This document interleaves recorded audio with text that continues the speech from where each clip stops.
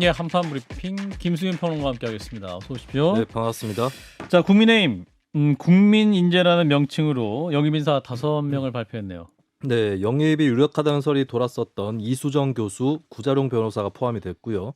수학과 의사인 하정훈 원장, 박충건 현대제철 책임연구원, 윤도현 SOL 대표 이렇게 5명이 포함이 됐습니다. 예. 이수정 교수는 경기대 대학원 범죄심리학과 교수로 가해자 심리분석, 피해자 보호 정책 제시로 대중적 인지도가 높은 인사였고요. 구자룡 변호사는 이재명 저격수로 알려져 있었습니다. 아동 보건 분야 인재로 영입된 하정훈 소아청소년과 의원 원장은 삐뽀삐뽀 119 소아과 저자로도 유명합니다. 예. 박충건 연구원은 탈북민 출신의 재료공학 박사고요. 윤도현 대표는 보육원 생활을 거쳐 자신이 자립을 했던 경험을 토대로 활동을 하고 있으며 2002년생이기도 합니다. 예, 잠시 후 하정훈 부회장을 만나보고요. 한편 이제 국민의힘에서 오늘 화제가 된 내용은 당내 자체 분석 결과 서울 지역 중에 우세 지역 6개 불과하다 이런 보도도 있었는데. 네, 국민의힘 사무처가 작성한 총선 판세 분석 보고서에 따르면 서울 49석 중 우세 지역은 6곳 정도라고 조선일보가 보도했습니다. 6곳 모두 강남, 서초, 송파 등의 이른바 강남 3구로 전통적 우세 지역이고요. 예. 경합 우세로 분류된 지역들이 따로 또 있기는 하지만 열세 지역과 경합 열세 지역을 합치면 3분의 2가 넘을 것으로 보인다고 합니다. 2020년 총선 서울 지역에서 국민의힘은 49석 중 8석을 얻었는데요. 그때처럼 참패하는 것 아니냐 이런 말도 나옵니다. 예, 이제 판세 분석 보고서 내용이 알려지면서 이제 국민의힘 내부도 크게 동의하고 있고 이준석 전 대표는 내용보다 전방이 더 나쁘다. 또 이만희 사무총장은 보고서를 재작성하는 상황이다 이렇게 언급했군요. 네, BBS 라디오 전영신의 아침 저널에 출연한 이 전 대표는 인물 경쟁력 등의 변수를 정성적으로 판단해서 우세 지역이 6곳이라는 것이고 여론조사를 참조해서 정량적으로만 분석하면 우세 지역은 그보다 더 적은 4곳일 거다라고 말을 했습니다. 예. 이만희 당 사무총장은 기자들과 만난 자리에서 여론조사를 한 적이 없고 최선의 경우 최악의 경우를 상정해 초안을 만들었다라고 하면서 이번에 알려진 것이 최악의 경우를 상정한 것이라고 말을 했는데요.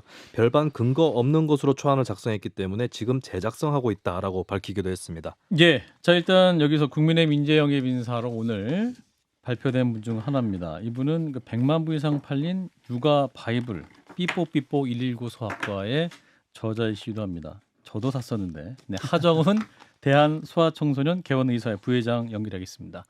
부회장님 나와 계시죠? 네, 안녕하세요. 하정훈입니다. 예. 예, 반갑습니다. 예. 자, 당에서 인재 영입 제안은 언제 받으셨던 겁니까? 한 1, 2주 된 것 같습니다. 얼마 안 됐죠. 예. 얼마 안 되셨다. 예. 네. 자, 아무래도 또 의사시니까 네. 또 현실 정치에 참여한다는 것이 뭐 여러 가지 고민이 있으셨을 것 같습니다. 어떠셨습니까? 그렇죠. 좀 고민스러웠는데 예. 지금 우리나라가 저출산 때문에 나라가 망할 판이죠. 저출산. 예. 예. 사실 저는 예전부터 육아하고 저출산 쪽에 관심이 많았기 때문에 예. 이런 쪽으로 사실 지금 워낙 시기가 급하기 때문에 누구라도 힘을 보태야 되겠다는 생각해가지고 이 일을 이제 승낙한 겁니다. 예. 그래서 지금 저 같은 경우는 뭐 사실은 정치를 별로 염두 두지 않았기 때문에 아하. 사실 뭐 국회의원을 갖다가 하고 마음도 없고요. 아하. 어찌 보면 저는 이 일을 정책적으로 좀 작성할 때 제가 제 의견을 좀 넣어서 훌륭한 국민들을 위한 훌륭한 안이 나올 수 있으면 사실은 제가 그걸 바라는 거거든요. 그 인재 영입이 되셨다고 하면 보통은 이제 총선 출마하는 거 우리는 생각하는데 출마하실 생각은 없으신 건가요, 그럼? 저는 출마할 생각 없고 사실 뭐 비례대표도 저는 그건 사실은 정치적이기 때문에 사실 저하고는 안 맞는 것 같아요. 저는 의사이기 때문에 제가 갖고 있는 저출산에 대한 의견하고 육아에 대한 의견들 그게 사실은 저는 우리나라 저출산에게 굉장히 중요하다고 생각하거든요. 예. 그 중요하다는 생각을 갖다가 정치권하고 동참하기 위해서 했고 마침 이런 생각들이 이제 비싼 사람이 가치관이 비싸기 때문에 합류해가지고 일을 하려고 지금 하는 거죠. 예. 그러시군요. 그 대한민국 출산율이 지금 0.7명인데 곧 0.6명까지 떨어질 거라는 관측이 나오고 있습니다. 4분기에는. 그래서 뉴욕타임즈에는 지금 그 흑사병에 참관한 중세 유럽 수준까지 인구가 줄 것이다라고 좀 거기 섬뜩한 얘기까지 하는데 선생님께서는 이 상황을 어떻게 보고 계신가요? 저는 사실 지금 이 시기가 전시만큼 완전 위기 상황이라고 생각합니다. 그런데 어찌 보면 1년에 20만 명 이상이 태어나보지 못하고 지금 사라지잖아요. 예. 그래서 이건 피가 안 나서 그렇지 일종의 저강도 전쟁이라고 저는 생각해요. 우리 국가 위기라고 생각하거든요. 예. 그러니까 지금 이거저거 따질 필요 없이 어떤 일을 할 수 있는 사람이 다 이쪽에 매달려야 되는 상황이기 때문에 사실은 저는 이 일을 제가 나서갖고 사실 저는 이거 해봐야 욕먹는 거 뻔하지 않습니까? 양쪽이다 어느 쪽이다 욕먹을 수 있는데 근데 이거는 진짜 워낙 위기 상황이기 때문에 애를 키우는 부모들한테 꼭 전하고 싶은 메시지라든가 정치권한테 전하고 싶은 메시지가 있는데 제가 10년 동안 바깥에서 아무리 이야기해도 안 되기 때문에 사실은 좀 이제는 내부에 들어가서 이야기를 하고 싶은 거예요. 그러니까 말씀하신 대로 사실 뭐 예산도 엄청나게 퍼부었거든요. 뭐 몇십조 몇백조로 퍼부었는데 출산율 회복이 좀 안 되고 있는데 그 근본 원인을 어떻게 보고 계신가요? 저는 이게 문화의 붕괴라고 생각합니다. 지금 아이를 안 키워본 사람도 아이 키우기 어렵다 그러잖아요. 키워보지도 않는데 아이 키우기 어렵다는 생각이 들고요. 저희 때는 결혼하면 당연히 애 두세 명을 낳는다는 그런 문화가 있었거든요. 지금은 사람들 머릿속에 결혼 당연하게 생각하고 애를 두세 명 낳겠다는 그런 문화 자체가 없습니다. 그리고 지금 우리나라 같은 경우는 애 키우는데 돈이 너무 들죠. 영화관 보내는데 뭐 보통 100몇십만 원씩 드는데 보통 우리 임금 평균이 뭐 350만 원인가 그렇더라고요. 그러면 애 둘을 키우는 게 아예 불가능하지 않습니까? 그러면 아예 이런 것을 지금 가해하는 사람들 많은 사람들이 내 애한테 가해를 안 시키면 학교 가서 손해본다는 그런 생각들이 너무 많습니다. 그럼 이런 거를 가해를 하지 않고도 아이를 그 손해보지 않는 그런 교육 시스템을 좀 바꾸는데 아이디어를 제공해야 되지 않을까 그 생각입니다. 저는. 그렇군요. 그 우리 부회장님은 워낙 또 유명한 전문가시기 때문에 지금까지 영입 제안도 굉장히 많이 받으셨을 것 같아요. 오늘 발표가 난 이후에 주위에서 연락 많이 받으셨죠? 그렇죠. 저는 뭐 근데 국회의원을 염두에 두고 있지 않기 때문에 그냥 사람들이 그냥 말하고는 깜짝 놀랐는데 저는 사실은 그냥 백의종군 하듯이 그냥 일을 할 생각하는 거지 저는 사실은 그 국회의원은 별로 염두에 두고 있지 않습니다. 그렇군요. 정말 백의종군이시고. 그러니까 뭐 야당에서도 제안이 있으셨을까요? 요번에 연락 없었습니다. 요번에는 그러면 과거에 여야 모두에게 이제 제안을 받으셨다가 워낙 이제 출산율 위기가 심각해지니까 너무 심각하죠 지금. 국민적 위기 상황이라고 봐요. 저는 전쟁이라고 생각하니까요. 전쟁이다. 왜냐하면 이건 사람들이 사라지는 거나 마찬가지거든요. 죽는 거나 사라지는 거나 똑같다고 저는 생각해요. 그러네요. 지금은 완전히 비상사태이기 때문에 우리가 이것저것 재지 말고 그냥 없앨 건 과감하게 없애버리고 부모들이 필요한 이게 문제가 되는 것은 그냥 없애버려야지 이걸 갖다가 따지고 있을 때는 아니라고 봐요. 이제 지금 서울은 0.54잖아요. 출산율이 진짜 위기 상황이에요, 이거는. 근데 지금 말씀하신 부분들을 해결하기 위해서는 사실 또 법을 만들 수 있는 국회의원이라는 자리가 이게 뭐 정치적이라고는 하시지만 필요할 수도 있다고 나중에 생각이 혹시 드시진 않을까요? 아니요, 그렇진 않고 저는 제 아이디어를 제공하는 정도가 제 일이라 생각합니다. 뭐 출산율 이쪽에서는 문화를 만드는 게 중요하니까. 문화. 출산율이 낮아지다 보니까 소아청소년과도 좀 위기 상황이 심각하죠. 최근 전공의 지원율이 더 낮아졌다고 하던데. 이거 어떻게 합니까, 이건?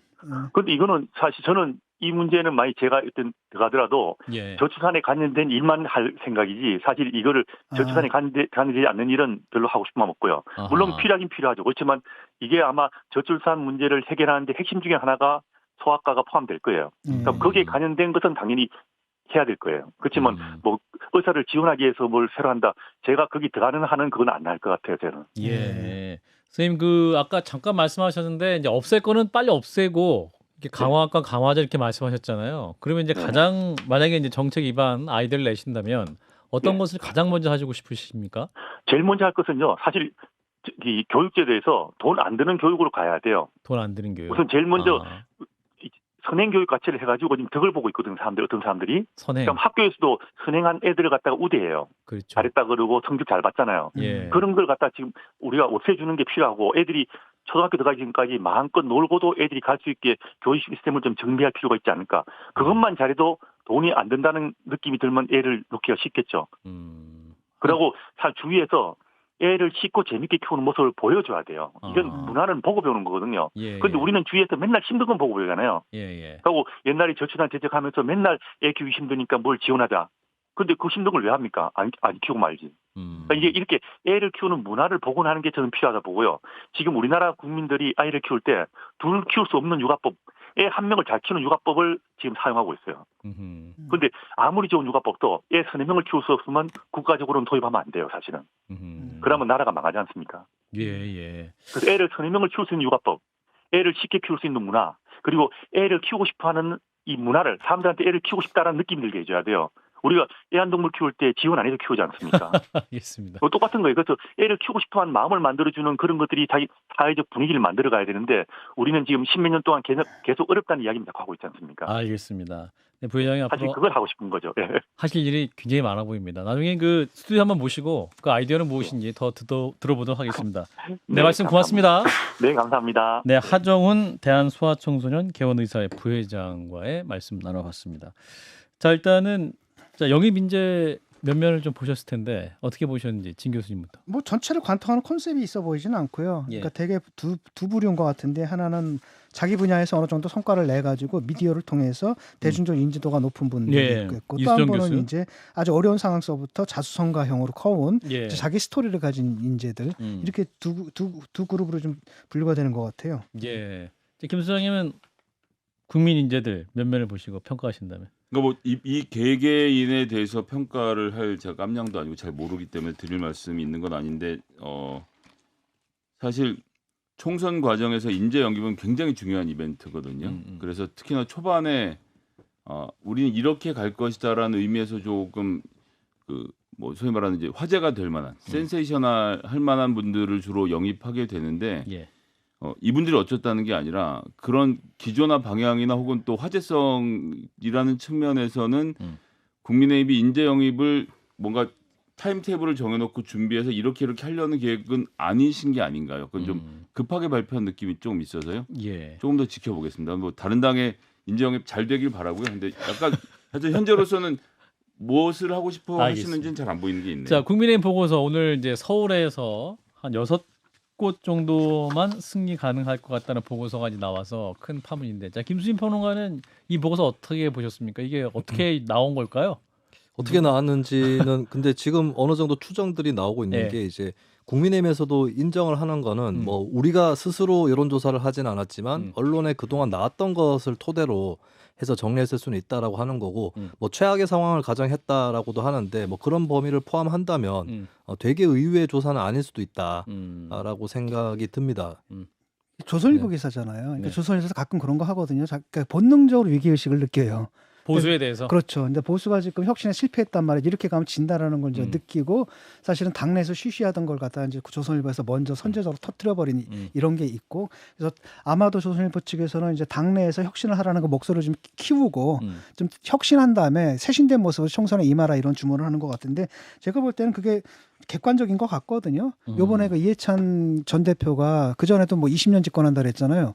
그리고 요번에는 뭐 최소가 단독 과반이고 최대는 200석까지다. 저 이거 허풍 아니라고 생각하거든요. 그때도 허풍 아니었습니다. 실제로 그 당시 상황에서 조국 사태가 아니었으면 20년 집권 갈 뻔했고요. 요번에도 이 상황인 것 같고 이게 보니까 예컨대 여론조사 갤럽 여론조사에서 엄청 벌어졌더라고요. 그러니까 야당을 정권 심판에서 야당을 지지하겠다는 게 지금 거의 뭐 과반이고요. 그 다음에 그보다 두 자릿수 정도로 지금 정부 여당을 지지해야 된다는 게 두 자릿수 정도로 격차가 좀 벌어졌습니다. 그런 걸 볼 때는 이게 결코 과장된 시나리오가 무시할 만한 건 아니다. 근데 김수진 평론가 아까 뭐 추가적으로 하실 말씀이 있으셨던 것 같은데.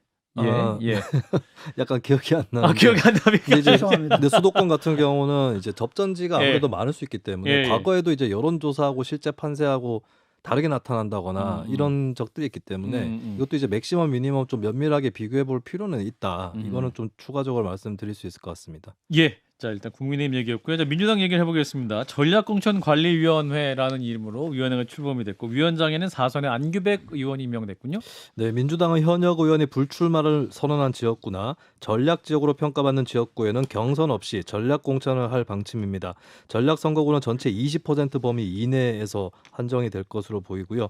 전략 공천 관리위원회는 선거구와 후보자를 심사하거나 선정해서 당대표에게 보고하는 역할을 맡게 됩니다. 이 위원회 위원장에는 사선의 안규백 의원이 임명됐습니다.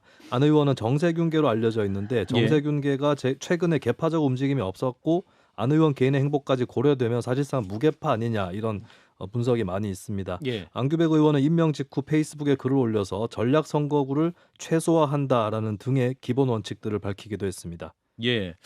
자, 한편 민주당 지도부는 이제 당내 갈등 수습해야 되는데 이낙연 전 대표가 측근들에게 실무 작업을 이제 신당 준비하라 이런 지시를 했다는 보도가 있었는데. 네, 이낙연 전 대표가 신당 창당을 준비하고 있다는 보도가 나왔는데요. 시사저널은 이 전 대표와 가까운 원외 인사들이 본격적으로 움직이고 있다라고 보도를 했습니다. 시사저널과 인터뷰를 한 민주당 한 중진 의원은 이 전 대표가 최근 측근들에게 신당 창당을 실무적으로 준비하라는 지시를 했다라고 말하기도 했고요. 예. 또 시사저널은 최근 김부겸 정세균 전 총리가 서울 모처에서 따로 식사 자리를 가졌다는 사실도 밝혔습니다. 두 사람은 신당 창당에 대해서는 선을 긋고 있다는데요. 다만 양당제에서 민주주의를 실현할 수 없다는 데는 생각을 같이 했다라고 알려졌습니다. 그리고 오늘 오후에 이낙연 전 대표가 MBC와 인터뷰를 가진 내용도 알려지고 있는데요. 예. 자랑스러운 민주당을 누가 훔쳐갔는지 어디로 갔는지 묻고 싶다라고 하면서 이재명 대표에 대한 비판 수위를 한층 올리는 모습이었습니다. 그리고 창당에 대해서는 너무 늦게 해서 혼란을 주거나 그런 것은 옳지 않다라고 말을 했습니다. 네, 발언 수위가 굉장히 셉니다. 센데요. 자, 훔쳐갔다라는 표현. 훔쳐갔다. 네. 이번에는 김성애 소장님부터 먼저 코멘트를 해주시면.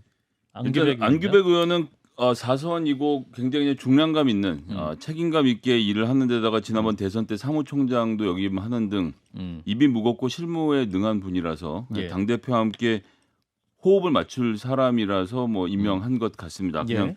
무난하게 하실 분이라고 생각하고요.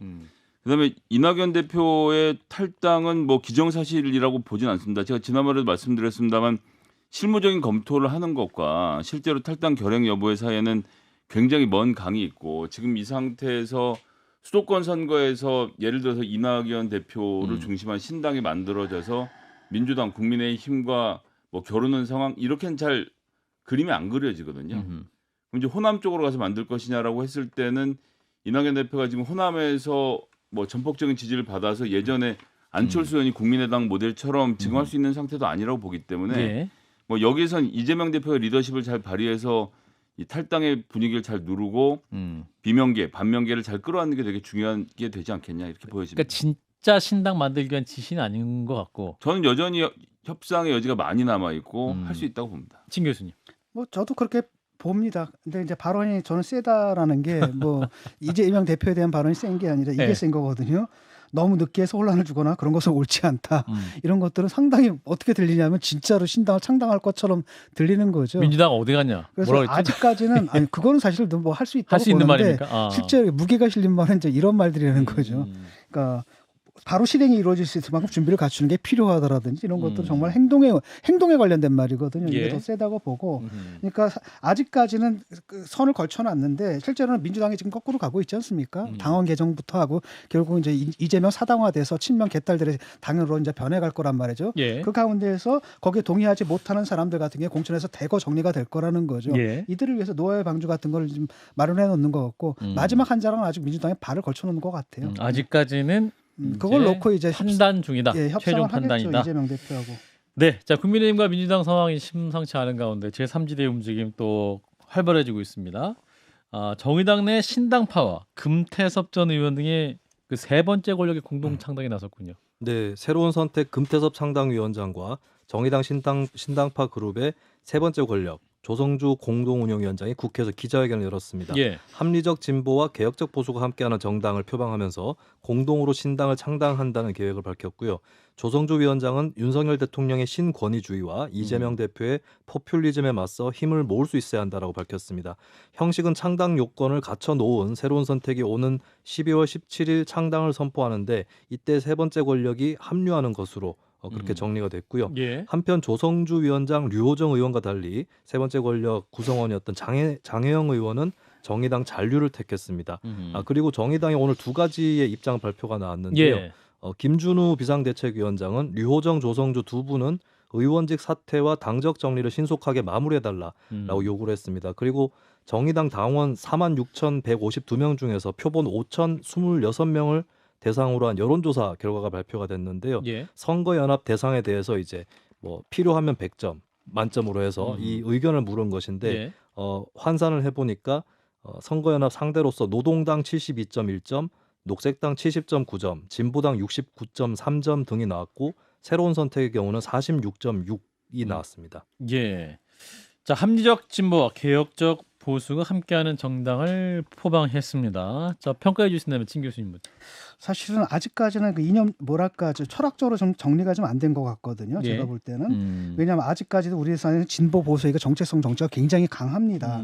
근데 그렇게 산업화든 민주화든 이른바 노동해방이든 이게 다 산업혁명의 이데올로기들이고 우리 예. 정보혁명의 시대에 지금 시대에 안 맞거든요. 예. 그러다 보니까 각 정당들이 자기를 지지할 이유를 제시하지 못하는 그런 측면에서 실용적인 어떤 정당의 모습 가는 건 좋은데 아직까지는 이게 이중 혐오잖아요. 이 당도 아니고 저 당도 아니다. 합리적 진보와 예. 개혁적 보수. 거기서 뭔가 좀 더 그 설득력 있는 메시지를 아직까지는 갖추지 못한 것 같거든요. 그래서 그걸 갖추고 나왔으면 좋겠습니다. 예, 그 사이에 공간이 것은 확실해 보이는데, 자, 김 소장님은? 그러니까 지난번 총선에서 심상정 대표가 두었던 정체성 정치와 그 공천의 부작용이 전 드러났다고 봅니다. 동시에 뭐 제가 70년대 생이기 때문에 그런 거긴 한데 1970년대 생들로서 이 민주노동당 시절부터 당에 헌신해왔던 수많은 그 40대 50대 중간 허리들이 있는데 예. 심상정 대표가 당시에 굉장히 이 사람들을 배척하고 뒤로 밀었거든요. 아하. 대표적인 인물이 조성주 위원장이 결국은 정의당 내에서 본인이 정치할 수 있는 공간을 찾지 못하고 당을 떠나는 상황까지 됐고 예. 류호정 의원은 정의당의 1번 간판이었는데 탈당조차 하지 않은 채 지금 제3세력과 힘을 합치겠다. 그럼 최소한 탈당을 하고 정의당에 대한 평가를 하고 나가는 부분이 있었는데 그런 것도 되지 않고 그래서 정말로 20대 때부터 정의당을 위해서 헌신해왔던 그 허리인 40대 50대들은 지금 이 당에서 어디에 가 있는지 자취를 감춘 상태거든요. 여기에 대해서 당 지도부들 특히 심상정 대표가 이 부분에 대해 판단하고 좀 본인의 이야기를 할 필요가 필요하지 않나 이렇게 생각합니다. 지금 일단 이게 사실 그 다음에 좀 하는 게 뭐냐면은 당내에서 했더니 이제 그쪽이잖아요. 뭐 사회당이나 노동당이나 이쪽은 옛날 운동권 정당들이란 예. 말이죠. 그래서 뭐 제3의 권력 같은 게 좀 중도 확장을 해야 된다라는 예. 게 적게 나왔단 말이죠. 사실 이게 좀 더 크게 나왔으면 좀 다른 그림을 그릴 수가 있었는데 이럴 이럴 경우는 사실은 정의당의 외연 확장이 거의 안 일어난다는 문제가 있습니다. 그런 문제의식은 좋은데 류호정 의원 같은 경우 저도 그렇게 생각하거든요. 당적 정리해야 됩니다. 이거는 그렇죠.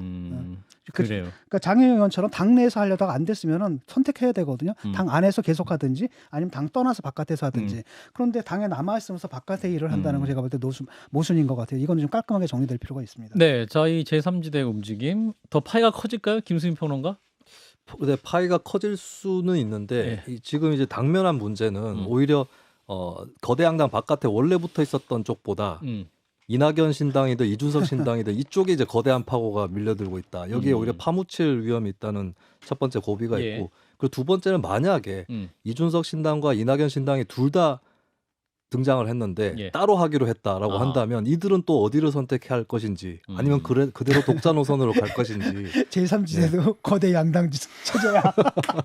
네, 그런 게 그래서 여러 가지 좀 3지대 안에도 양당이 있어서 제가 그래서 말씀드리지만 제가 예측이 되는 거는 그런 경우에 지금 이 세 번째 권력이나 금태섭 신당 같은 경우에 우리가 중재를 해서 대통합을 하겠다 포괄적으로 이렇게 갈 수는 있겠는데 근데 워낙에 이제 두 세력이 조금 더 클 수 있기 때문에 그 사이에서 또 딜레마가 있을 수 있다 이렇게 전망이 됩니다. 네, 대통령제 하에서 300석을 기준으로 놓고 의석 분배를 하지 않고 50석의 비례를 놓고 국민들이 다시 민주당의 목 얼마, 국민의힘의 목 얼마, 제3당의 목 얼마를 따지기 때문에 연동형이 어려운 측면이 분명히 있죠. 예, 일단 오늘 여기까지 김수민 평론가였습니다. 고맙습니다. 네, 감사합니다.